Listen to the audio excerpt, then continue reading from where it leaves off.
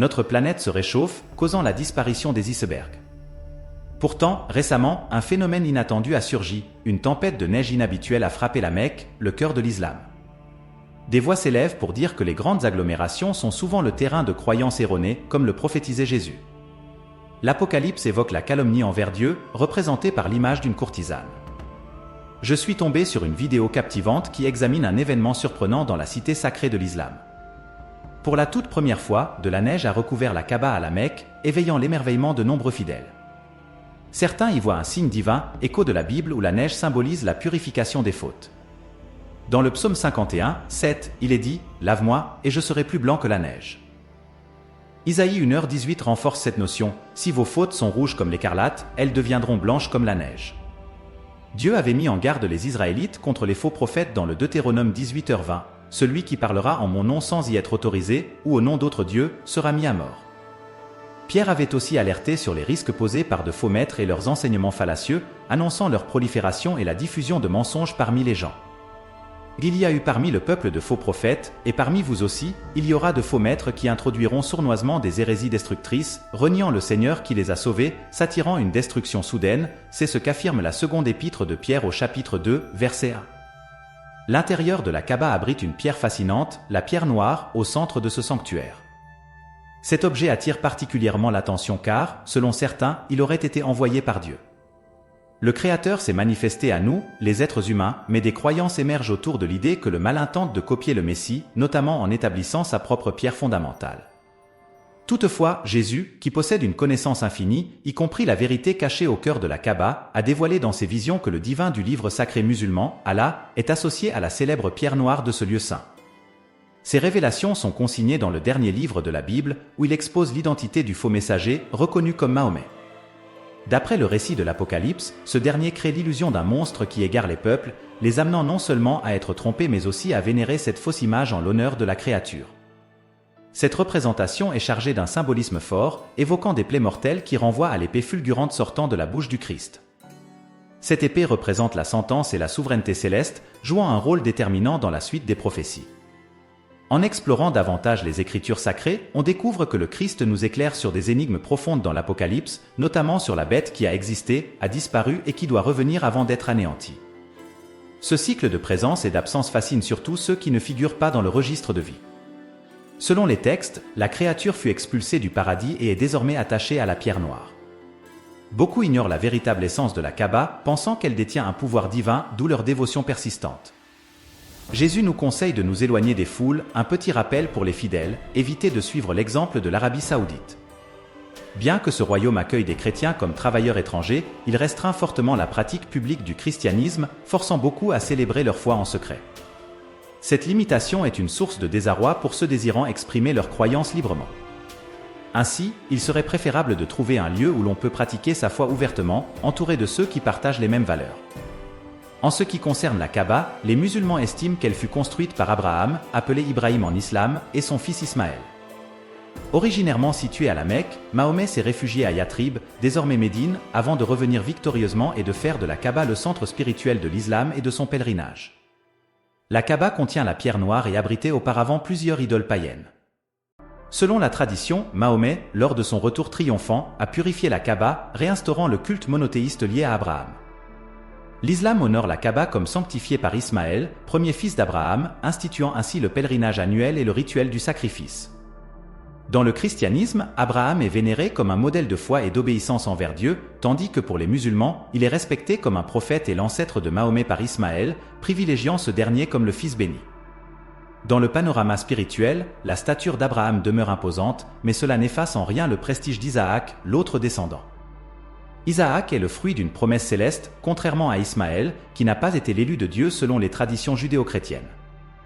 Dans les Écritures sacrées, Isaac est davantage perçu comme l'héritier légitime des biens d'Abraham plutôt que comme un guerrier dans le récit d'Abraham. Agar, elle, est introduite comme la servante de Sarah, l'épouse d'Abraham. Bien que Sarah soit la choisie de Dieu, Ismaël, le fils d'Agar, n'est pas considéré comme l'héritier désigné par le divin. Cette lecture est souvent mal interprétée. L'idée d'un antéchrist et de divinité fallacieuse est empreinte d'une grande complexité. L'Antéchrist, aussi appelé l'individu pécheur, est dépeint comme celui qui, avec l'aide de Satan, réalisera des miracles pour égarer l'humanité avant le second avènement du Christ. Ce concept est discuté dans la seconde épître aux Thessaloniciens, chapitre 2. Il est suggéré que Dieu lance un appel à la vigilance auprès des croyants, les encourageant à être prudents sur le lieu et la manière de prier, les mettant en garde contre le péril de vénérer une fausse entité au lieu de la vraie. L'Antéchrist est décrit comme une figure émergeant dans un contexte d'injustice flagrante, annonçant corruption et tyrannie pour une période de 40 jours ou ans. Cette entité jouera un rôle précurseur au jour du jugement, séduisant de nombreuses âmes par des prodiges et des enseignements erronés. Se prétendant d'abord Jésus, puis Dieu, il parcourra la terre, invitant les gens à le suivre en leur promettant nourriture, fortune et allègement de leurs peines. Ce personnage disposera de pouvoirs surnaturels, octroyés par Dieu comme une épreuve pour l'humanité, lui permettant de réaliser des prodiges tels que ressusciter les morts ou révéler des trésors enfouis. Toutefois, un indice de sa fausse divinité sera son incapacité à remédier à ses propres imperfections physiques, malgré ses nombreux miracles. Il mobilisera ses adeptes pour combattre ceux qui résistent à son influence. Les faux dieux, se prétendant envoyés de Dieu tout en poursuivant leurs propres ambitions, sont une menace. Jésus a alerté ses disciples, les exhortant à rester alertes face à ces trompeurs. Il ne s'est pas contenté de mettre en garde contre ces entités malveillantes, mais a aussi enseigné comment les identifier. La question demeure, pourquoi ces faux dieux constituent-ils un danger si grave ? Lorsque Jésus rencontrait des individus en quête de sens, égarés ou désorientés, il faisait preuve d'une compassion sans bornes, les abordant toujours avec patience et empathie. Avec une bienveillance remarquable, une approche radicalement différente de celle des idoles trompeuses qui usent de manipulation et d'illusion pour parvenir à leurs objectifs. Face à des faux dévots et des guides spirituels imposteurs, Jésus se dressait avec une colère légitime et une bravoure indéniable. L'existence de l'Antéchrist est révélée par Dieu comme un signal d'alarme, nous poussant à rester alertes. Il est crucial de ne pas se laisser distraire par des signaux erronés ou des séductions mensongères. Pourtant, Dieu ne désire pas que notre quête de l'Antéchrist devienne une obsession, ce qui pourrait nous épuiser et saper notre stabilité. Au contraire, il nous invite à nous focaliser sur lui, laissant sa lumière éclairer notre route. Actuellement, un obstacle empêche l'Antéchrist de prendre le pouvoir, mais cette barrière sera bientôt levée, lui permettant de régner. Dieu interviendra alors, détruisant l'Antéchrist et jugeant ceux qui ont renié Jésus. Comme enseigné par Jésus, le retour du Fils de l'homme sera un moment de profonde affliction pour tous, y compris pour ceux qui l'ont offensé.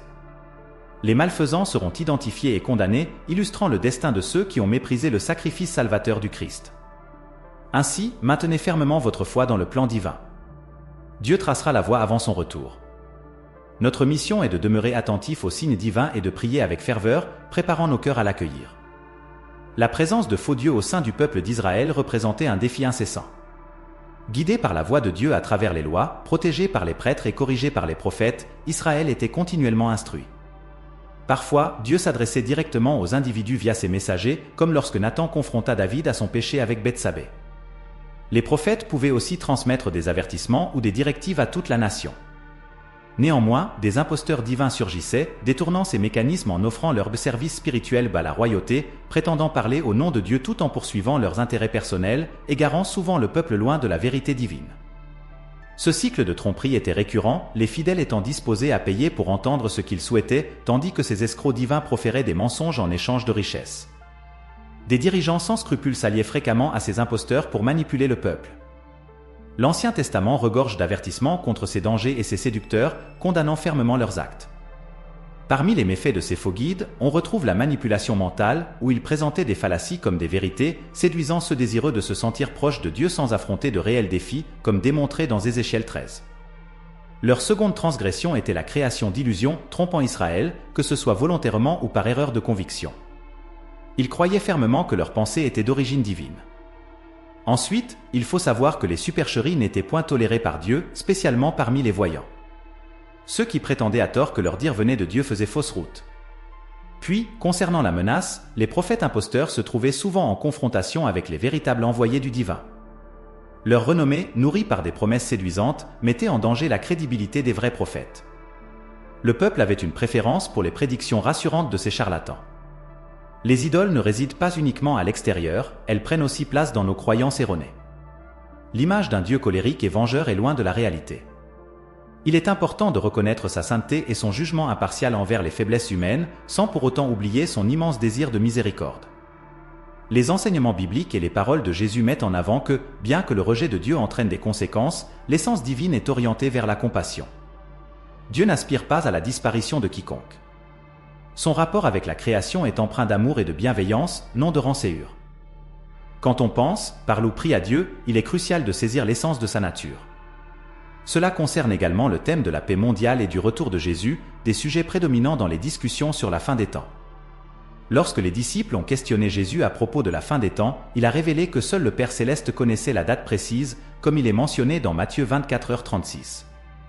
En parlant de la fin des temps, Jésus a proposé des exemples que beaucoup considèrent comme des références au rapt de l'Église. Par exemple, dans Matthieu 24h40, il est dit que tandis que deux hommes seront dans un champ, l'un sera pris, l'autre laissé. Admettre que l'enlèvement précède le retour du Christ et que seul le Père sait quand cela arrivera suggère que même Jésus n'est pas au courant du timing précis. Ces mystères demeurent du ressort du Père, qui les révélera à son Fils le moment venu. Alors, comment se préparer pour le retour du Christ ? Se préparer implique plusieurs démarches fondamentales. La première est de cultiver une relation intime avec Dieu en lui consacrant du temps en prière et en communion. Cela nous prépare de façon optimale. La prière nous lie étroitement au Créateur et attise notre désir de demeurer à ses côtés.